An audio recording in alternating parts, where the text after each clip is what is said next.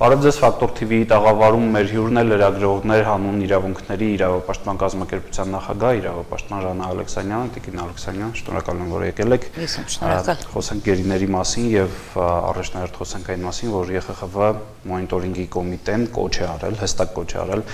Ադրբեջանում պահվող հայ ռազմագերիներին վերադարձնելու պահանջով, պահանջել է ուղղակի Հայաստանին վերադարձնել այս մարդկանց։ Սա ինչպես կգնահատեք։ Ես կարծում եմ, որ միջազգային հանրությունը ավելի մեծացնում է իր ճնշումը աստիճանաբար եւ եթե մենք հիշում ենք դեռ պատերազմը, որ ոչ մի արձագանք չկար եւ չէին այցելում իրավապաշտպան կազմակերպությունները տարածք եւ համապատասխան, ասենք ահաբեկիչների հետ կապված եւ այլն չկային ոչ մի արձագանք, հիմա մենք տեսնում ենք, որ աստիճանաբար պատերազմից հետո միջազգային շատ բարձր եմ գնահատում եւ կարծում եմ, որ հետեւողական կլինեն հարցը լուծելու համար։ Ես դեռևս երևի չկա Ադրբեջանի արձագանքը այդ որոշմանը։ Կարծես թե ապահում են։ Կարծես թե ապահովում են։ Ապահովում են։ Հապաղում են, հա։ Չգիտեմ, գիտեք շատ մտահոգիչ է Ռուսաստանի պահվածքը, դուք գիտեք այդ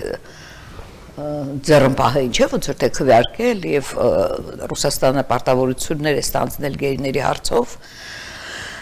եւ մենք լսել ենք ինչպես էր Պուտինը դա հայտարարում եւ հիմա մենք տեսնում ենք որ կարծես ավելի հետ է գնացել եւ որքան միջազգային կառույցներն են առաջ գալիս այնքան Ռուսաստանը չեմ կապում այսպես առանձնապես բայց ես չեմ հասկանում Ռուսաստանի պահվածքը մարդկային այդ տեսակ հարցերի լուծման դեպքում, հա, հումանիտար։ Այո, եւ մեծ պատասխանատվություն ունի, եւ մենք նաեւ չենք տեսնում մեր իշխանությունների հակազդեցությունը այդ Ռուսաստանի պահվածքին, ոչ համարժեք է, բացարձակապես ոչ համարժեք է։ Այս հարցում մենք գերիների հարցում պետք է լինել շատ հստակ, պահանջող եւ կտրուկ, ես այսպես կասեմ, մենք ամեն օր ենք տեսնում, թե այդ ընտանիքները, հարազատները ինչ վիճակում են, այդ բողոքի եւ վերջի անգամ հիշում եք, որ այդ ինքնաթիռի դատարկ գալը դա ուղղակի կարծես ծաղրեին, հա, ես այդպիսի տպավորություն ստացա, որ մարդիկ այդտեղ սպասում են եւ հետո հանկարծ պարզվում է, որ ինքնաթիռը դատարկ է եկել, բայց տեղեկությունը հաստատված էր եւ դա նման էր ծաղրի, այդ բացարձակապես չի մտահոգում ոչ թե մեր իշխանություններին, այլ ավելին Ռուսաստանի իշխանություններին, որոնք այդ ստանձնել են հարցը լուծել եւ հայաստանյան իշխանությունները կարծես փորձում են իրենց համարժեք կեցվածք ընդունել ըստ ոնց չգիտեմ շատ մտահոգիչ է այդ վիճակը եւ շատ են գիտեք անհետ կորածները եւ հիմա այդ գերիների հարցը ինչպես պիտի լուծվի չգիտեմ Տեսեք ռուսական կողմի պատասխանատվության մասին նաև ասացիք, որովհետև ռուսական կողմը կարծես երակողմ հայտարարության մեջ ինքը գարանտի կարծես դիրք ունի Եվրոպան նույնպես անհանգստացած է, այսինքն տեսնում ենք նաև եվրոպական կողմի միտումը աշխատել այս ուղղությամբ հնարավոր համարում եք երկու կողմերի ջանքերի համատեղում ռուսական կողմը մի կողմից աշխատի, եվրոպական կողմը մի կողմից աշխատի եւ բնականաբար հայկական։ Չեմ կարծում, քանի որ զուտ քաղաքական առումով դուք գիտեք, որ արևմուտքից ինչ ճնշումներ կա Ռուսաստանի վրա եւ սանկցիաներ են, չէ՞ կարծես թե կիրառվում եւ ես երեք լսել եմ Պուտինի ուրեմն ելույթը, որը շատ կտրուկ եւ մերժողական էր հենց արևմուտքի նկատմամբ բավականին այսպես կոպիտ էր խոսում չեմ կարծում, որ համատեղ կստացվի աշխատել, կարծում եմ, որ Եվրոպայի արևմուտքի Միացյալ Նահանգներն էլ բավականին ակտիվ է հենց գերիների հարցերով, բազմաթիվ տարբեր գերատեսչություններ հայտարարություններով են հանդես եկել ընթացքում եւ չեմ կարծում, որ Ռուսաստանի հետ կհամագործակցեն այս իրավիճակում։ Տեսեք, Ադրբեջանը բազմիցս չի կատարել միջազգային հանրության պահանջները, կոչերը, այսինքն ուղղակի անտեսել է դրանք։ Ինչ հնարավորություններ կան ստիպելու Ալիևին, ընդհանրապես Ադրբեջանի իշխանություններին կատարելու այն պարտավորությունները, նույնիսկ չասեմ կոչերը, պարտավորությունները, որ ստանձնել են։ Գիտեք, ես չեմ կարող ասել, մենք տեսնում ենք, որ պատերազմի ընթացքում զինադադարի ինչպես էր անտեսում այդ պայմանավորվածությունները Ադրբեջանը, եւ գիտեք, այսպես ամբողջությամբ գերիների հարցը քաղաքական հարց է, հա, եթե մենք նայում ենք ինչ է կատարվում, ասենք Ադրբեջանը մեջքին ունենալով Թուրքիայի աջակցությունը, եւ մենք տեսնում ենք Էրդողանի հանդուգն պահվածքը, ինչ հնարավորությունների մասին մենք կարող ենք ասել, ես չեմ կարող ասել, սա պետք է Ռուսաստանի մեծ ցանկությունը լինի, որ կարողանա եւ Ադրբեջանի վրա կամ, չգիտեմ, բանակցել նրանց հետ, չգիտեմ, անկեղծ ասած քաղաքագիտ չեմ, որ կարողանամ այդպիսի խորությամբ հիմա ներկայացնել, բայց հասկանում եմ, որ սա քաղաքական հարց է եւ կարծում եմ, որ Ռուսաստանի միջամտությունը կարևոր է Ադրբեջանի ու Թուրքիայի դեպքում, քանի որ պատերազմը հաղթել են միասնական ջանքերով։ ԵԽԽՎ կոչի մեջ, կոմիտեի կոչի մեջ նշվում է հստակ թիվ 188 հայ գերեվարվածների մասին է հիշատակվում, ձեր մոտ եղած թվերը արդյոք համընկնում են, որովհետև տարբեր թվեր են նշվում։ Չէ, գիտեք, ես չունեմ այդպիսի թվեր գերիների հետ կապված եւ չեմ էլ հավաքագրել, ունենք տեղեկություններ մոտ 1 տասնյակ, մանավանդ ամսի 10-ից 9-ից հետո այդ գերեվարվածների հետ կապված, բայց ընդհանուր առմամբ կարծում եմ, որ ՄԻՊ-ը շատ լավ աշխատեց եւ Արցախի ՄԻՊ-ը եւ քանի որ մենք չունենք ընդհանուր ցուցակներ եւ այլն, այդպես իրենց ավելի հեշտ էր, բայց տեղեկություններ հայտնում էինք իհարկե եւ դրա համար ես չեմ կարող եմ տվյալները համեմատել, բայց շատ ուրախ եմ, որ ՄԻՊ-ը այդպես աշխատում էր եւ մենք ունեինք տվյալներ, այսինքն Հայաստանը ուներ եւ այդպեսի արագությամբ դիմում էր ամեն մեկի, գիտեք, բարեկամներից մեկն էլ ինքը կորել էր, անհայտ կորած էր եւ նմանեցրել էին, եթե նույնիսկ կար այդպիսի նման, ասենք, նմանացնել կամ ինչ-որ օրինակ ինձ գերիներից մեկի ընտանիքը ասեց, որ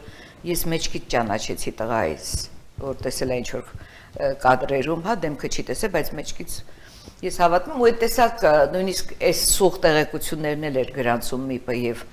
ցուցակները Եվրոպայի խորհուրդ ուղարկում, ես մտածում եմ, որ ավելին կարող է լինել, բացարձակապես չեն կարող վստահել Ադրբեջանին, որ ինչքան մարդ կա, նա երբեք չի ասի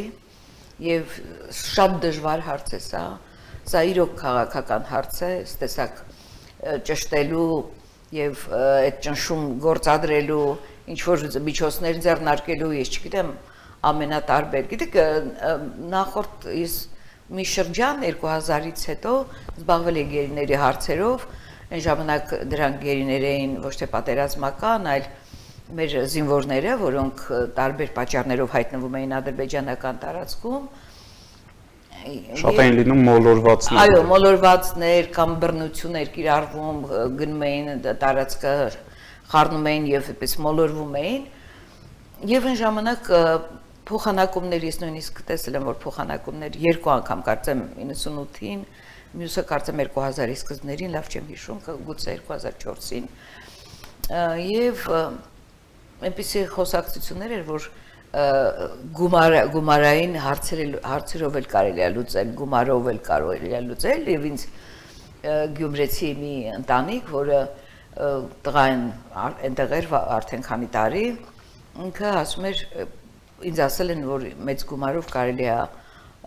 հետ բերել Ադրբեջանի հետ պայմանավորվել, այսինքն այս տեսակ խոսակցություններ էլ կային, ինքը մտածում էր գուցե տունը վաճառի, բայց այդ գումարը չէր կազմում էլի, միևնույնն է։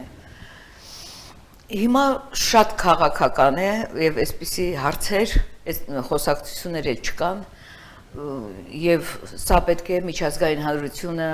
միջազգային հեղինակավոր իրավապաշտպան կազմակերպությունները, որոնք արդեն հայտարարություններ արել են եւ պետք է այսպեսի շատ մեծ լինի ճնշումը, ոչ թե մեկ կառույցի, այլ համատեղ պետք է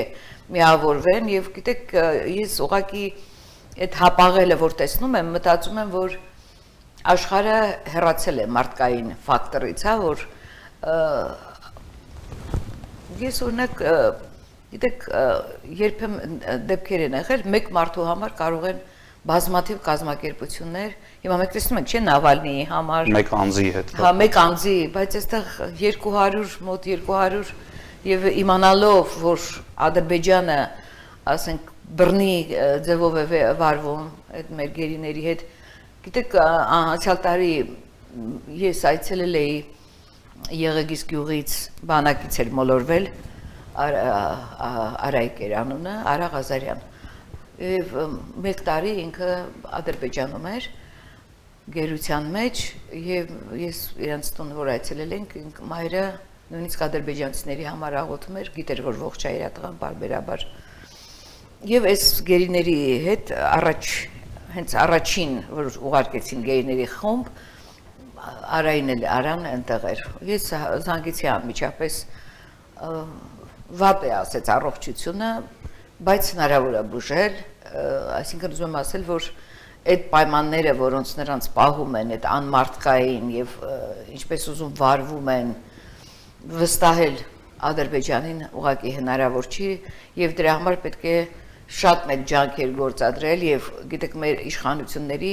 առաջնահերթ հարցը սա պիտի լինի բարձրացնել հարցը շարունակաբար եւ ասենք դուք տեսաք որ այդ գերիների այդ պատմության ժամանակ որ պիտի գային եւ չեկան օթանավակայանում եւ հետո արձագանքը եւ մեր իշխանությունների ինչքան пассив էր ոչ մի դատապարտող հայտարարություն երբ որ կառավարություններ են հաստատել տեղեկությունը որ գալու են սա այս կեցվածքով մենք չենք հասնի մենք պետք է համահունչ մենք անդադ միջազգային կազմակերպությունների հետ միասին հատկապես որ կա այդ աջակցությունը անդադ բարձրացնենք այդ հարցերը մեր պատվիրակներից մեկը ԵԽԽՎ-ում մեզ այդ զրույցում ասաց որ իրենք նաև ակնկալում են որ падգամավորները խորհրդարանական վեհաժողովի կգնան իրենց երկրներ եւ իրենց երկրների դիվանագետների հետ կխոսեն եւ նրանք լրացուցիչ ճնշում կգործադրեն Ադրբեջանի վրա երբ ասում եք ջանքերի մասին որոնք են հաջորդ քայլերը Հայաստանի ինչ նոր մակարդակ կա որ այս հարցը պետք է բարձրացվի գիտեք հիմա կար նաև Ադրբեջանի այդ ԵՏՄ ընդունվելու մուտքգործելու այդ խոսակցությունները եւ մեր քաղաքագետները, մեր վերլուծաբանները ասում են, որ սա պետք է լինի նախապայմաններով, այսինքն Հայաստանը իր համաձայնությունը տալուց առաջ Ադրբեջանին ընդունվելու ԵՏՄ շարքեր պետք է դնի իր պահանջները, որոնցից առաջինը դա պետք է լինի գերիների հարցը, որ դուք լուծեք այս հարցը, մենք է տանք մեր համաձայնությունը։ Ու ես չգիտեմ, այսինքն կդրվի այդպիսի խնդիր թե ոչ Հայաստանի իշխանությունները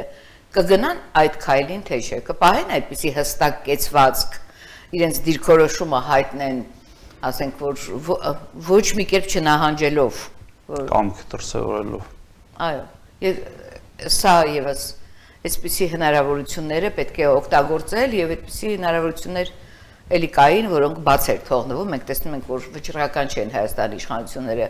ես չեմ ասում որ իրանք չեն ուզում որ այդ գեյները վերադառնան բայց ուղղակի դրա համար պետք է հստակ եւ կտրուկ դիրքորոշում ունենալ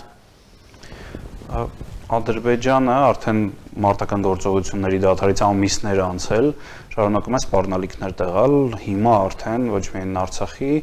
համարում են իբր Արցախի հարցը լուծված է հիմա արդեն Սյունիքի նկատմամբ պահանջներ են ներկայացնում ընդ որում դրանք ոչ միայն տարածքային պահանջներ են այլև սպառնալիքների բնակչությանը մարդկանց այստեղ ինչ ունենք անելու նաև միջազգային հանրության ջանքերով Իհարկե, սա պետք է մենք ուղղակի աղաղակենք այս իրավիճակի մասին, բոլորին պետք է մենք տեղեկացնենք եւ Ադրբեջանին պետք է համարժեք պատասխան տալ։ Ես այսօր տեսա մամուլում կային արդեն վերլուծություններ, որ Սյունիքը մտնում է Լավրովյան պլանի ինչ որ մեջ եւ չգիտեմ, բայց դա ճիշտ չէ, բայց համենայն դեպս զգացվում է, որ Սյունիքի վրա կենտրոնացում կա եւ ուրեմն հենց այնպես չի այդ կենտրոնացումը եւ ես չեմ պատկերացնում ինչ պիտի լինի Հայաստանի հետ, եթե դա իրոք ինչ որ կարգավիճակ տան Սյունիքին կամ ինչ որ ես չգիտեմ, երեք լսեցի հարցազրույցներ, որոնք ասում են, որ Ռուսաստանի ներկայացուցիչի հետ էր Փաշինյանը հաստորեն ժամանել Սյունիք։ Ռուսական ուղեկցությամբ։ Ուղեկցությամբ, այո։ Եվ մենք ոչ մի բանից տեղյակ չենք, եւ այս իշխանությունների ոչ թափանցիկությունը բերում է այս իրա։ Իսկ ինչի մենք չգիտենք, ինչու ես դու նրա ուղեկցությամբ գնում, ինչ է կատարվում դարապես, ինչու մենք պետք է չիմանանք մեր հայրենիքի ամեն մի կտոր հողի կամ այդ տարածքի կամ այդ մարդիկ, որոնք այնտեղ բնակվում են, իրենք չպիտի իմանան, պետք է գան այդ ինչպես պատերազմի ժամանակ արեցին, դատարկեցին Շուշին, չգիտեմ, Քելբաջարը, ու մարդիկ տները վառեցին, սարսափելի տեսարաններ են, որոնք մենք երբեք չենք մոռանա։ Հիմա ես չգիտեմ Սյունիքի հետ, ես չեմ պատկերացնում, ես չեմ ուզում հավատալ, մտածել դրա մասին, բայց մենք պետք է հիմա հասկանանք ինչ է տեղի ունենում եւ պարտավոր է իշխանությունը վարչապետը տեղեկացնել։ Բայց այդ լռությունը շատ վտանգավոր լռություն է, ու մենք տեսնում ենք, որ դա իշահ Ռուսաստանի է շատ հաճախ, շատ դեպքերում։ Իդեպ ռազմական գերատեսչությունները շատ ժամանակ ասում են, որ միջադեպեր չկան, այս 2 օր արդեն Արցախում սկսեցին հայտնել այն մասին, որ կրակոցներ են լինում եւ դրանք արդեն ինտենսիվացել են, մարդկանց տաների վրա են կրակում, Ստեփանակերտում տանիք է վնասվել, այստեղ ինչ անելիք կտեսնեք։ Ես չգիտեմ, ուղղակի պետության անելիքն է։ Բայց դուք լսել եք որևէ հայտարարություն։ Պաշտպանության տեսանկյունից։ Մարդկանց ինչպես կա, մարդկանց հենց պետություն պարտավորություններ ունի իր երկրի բնակչությանը պաշտպանելու։ Նա ասենք ինչ է արել, ինչ հայտարարություն է արել։ Ես էլ եմ տեսնում անհանգստացնող այդ տեղեկությունները, բայց ոչինչ չի արվում։ Այսինքն ով պետք է սաստի Ադրբեջանին, որտեղ չի կարողան, որտեղ Ռուսաստանը այստեղ այնպես է թաթը դրել, որ չի կարողանում երկրի վարչապետը ինչ որ հայտարարություններ անել, ասենք, չգիտեմ, ինչքան պիտի սա շարունակվի։ Պարզ է, որ Ադրբեջանը սադրանքների է գնում, հրահրում է, եւ այս լարված իրավիճակը Սյունիքում ու զուգահեռ այս ոչ մի լավ բանի մասին չի խոսում, ես չգիտեմ, ես հիմա լսում եմ անդադ ասում են պատերազմա լինելու, կարճատև, չգիտեմ, եւ այսինքն մարդիկ անհանգստություններ ունեն, մտահոգություններ ունեն։ Եվ ոչ ոք չի ասում, որ մի մտահոգվեք կամ մտահոգվեք ի վերջո։ Ինչպես եւ եղավ պատերազմը սեպտեմբերի 27-ին, մի առավոտ աչքներս բացեցինք ու իմացանք, որ պատերազմ է սկսվել։ Շնորհակալություն։ Սիրով։ Ֆակտոպ TV-ի տաղավարում մեր հյուրն էր Ժաննա Ալեքսանյանը, իրավապաշտպան, լրագրողներ հանուն իրավունքների կազմակերպության ղեկավար։